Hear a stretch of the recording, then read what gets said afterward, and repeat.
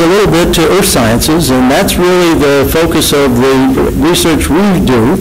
And I want to talk a bit about cyber infrastructure for environmental observatories. Now, many of you probably have heard about some of these observatory initiatives that have taken off at NSF, NEON being the one for the National Ecology Network. You may not have heard of this one, the CZO network, which is a critical zone observatory. And critical zone is a term that came out of a National Academy report some years back that spoke of the sort of the subsurface, near surface, land surface, and lower atmosphere where human life exists and ecological systems interact with the land surface.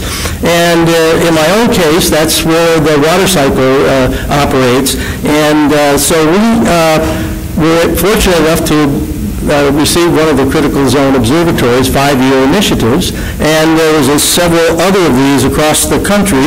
And here's there's one in the Sierras, there's one in the Front Range of Boulder, down in Arizona, there's ours in Pennsylvania, and then there's one in Delaware and Puerto Rico.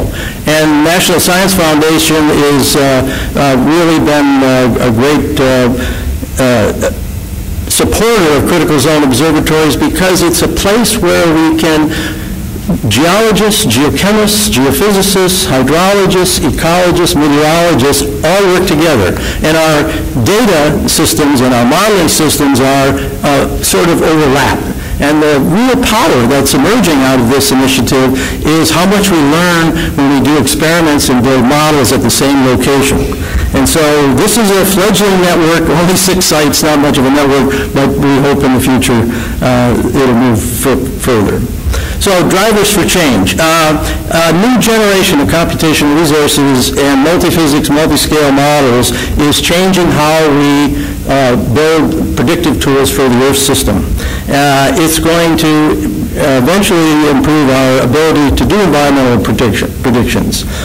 The observatories are focusing on new sensors, communication networks, characterization tools that make it possible to look at detailed space and time phenomena over an unprecedented range of scales. Environmental observatories are poised in our mind to take advantage of these new technologies and to, with the caution that perhaps we're going to have to think about new strategies for data and knowledge sharing. We know NSF now has a new data policy, and you think for an interdisciplinary field like this, where it's so diverse, from ecologists to hydrologists to geologists, they all collect data differently. They all hold their data dear. They don't want to share it right away, and so it's quite a challenge to pull this off.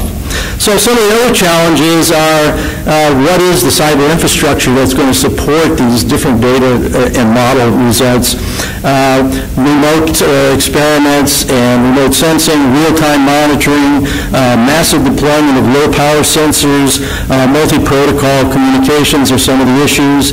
Data assimilation. When you take this data and you simulate it into hydrologic models or ecological models, what are the tools that we'll use? And then how do you then keep track of it, like the last speaker said, the versioning of different models and data sets? That's going to be a tremendous challenge. So predictive understanding when you have multiple processes, ecological services to maintain, the flood and drought question. All of these are very complicated issues and will require just a new way of looking at diverse data and models. Okay, so a little bit just a background, water and sustainability. I'm a hydrologist. My focus is on water, but I'll also share with you some of the research that's going on with some of the other CZO scientists. So one of the sustainability issues is where's the water and how do we use it? Power and energy, irrigation and agriculture and food production, ecosystem services, how do we sustain rivers and wetlands such that we don't do damage to our environment, and of course the issue of floods and droughts. All of these issues are the sorts of things that we're attempting to lay the research groundwork for the future of improving our predictability. Now, just a note on some of the folks that Penn State. This is the Penn State team that are working on the CZO effort, the critical zone effort. Now you sort of divide that up by the $5 million, $1 million per year for 5 years, and you say that's not a heck of a lot of money. But it turns out that all of us leverage many other projects in order to make this happen.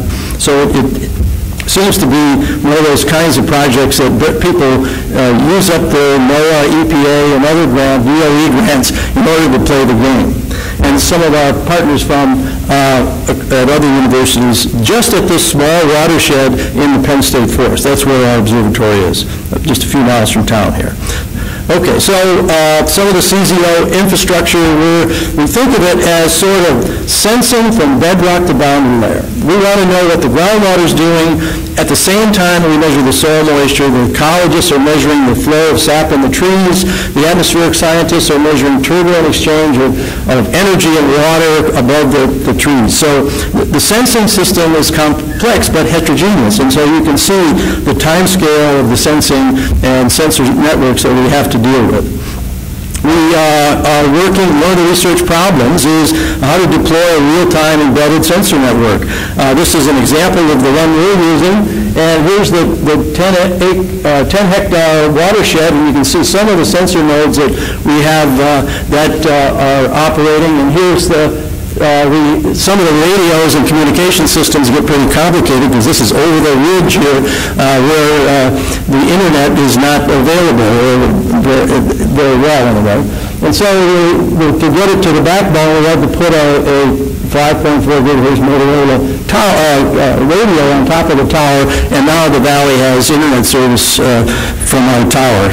Then we have smaller radios with solar panels that are about a square inch in size to support some of the low power sensing, such as soil moisture, the wetness on leaves, relative humidity, temperature, and that sort of thing.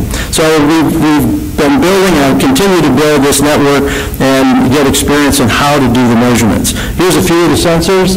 This is a soil moisture, temperature, and electrical conductance sensor. This is a pressure transducer to measure groundwater levels. This is a snow depth sensor, an acoustic sensor that measures the depth of snow. We have acoustic weather stations that are not no-moving parts that work with this. And this is a leaf wetness sensor that actually simulates a leaf so you can see how much the canopy catches moisture. And so there's many more sensors that we work with, but that just gives you the flavor. Some of the network properties, peer-to-peer bidirectional communications is the idea of this system. Multi-hop mesh, self-forming, self-healing. The radios it's low power, so the radios have to hop from station node to node to get out of the system, and the system we use does that very, very well over a small scale. It has its own operating system on board called TinyOS that you program for each sensor. And then, although we haven't implemented over-the-air programming yet, it's capable of doing that. And power is always a consideration. There's some configurations off the tower, 30-meter tower above the canopy, wind, net radiation, in the canopy at 2 or 3 meters above the floor of the forest.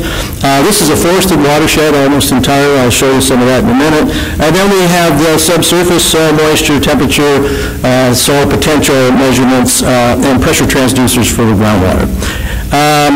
So that's the multi-hop network idea that we're working on. Another research area that uses this instrumentation and more is this geochemistry group and the soil weathering group, because one of the ideas of our critical zone observatory is the functioning of the soil and the evolution of soil actually gives the performance measure of what the water is doing today. So you really need to know how the soil has evolved if you're ever going to know how the system behaves today. And so this is in the geochemistry team, and the soil chemistry group is doing this kind of work. This is some of their field sites, and I won't go into the details, but I would be happy to share that with you later. We do a lot of geophysical work, and this is a ground-penetrating radar where we're developing a three-dimensional geovolume for the active highly porous part of the upper soil. This is on a shale topography or shale geology, and you can sort of see the envelope. This yellow line here gives you the weathered part of the shale, and above that is where all the water is, basically, and where all the roots are and the plants sit. Another research, the geomorphologists, they're interested in how landscapes evolve over thousands of years. And one of the hypotheses they have is that trees falling over tear up the soil and bring out bedrock and soil and actually create soil. And so they're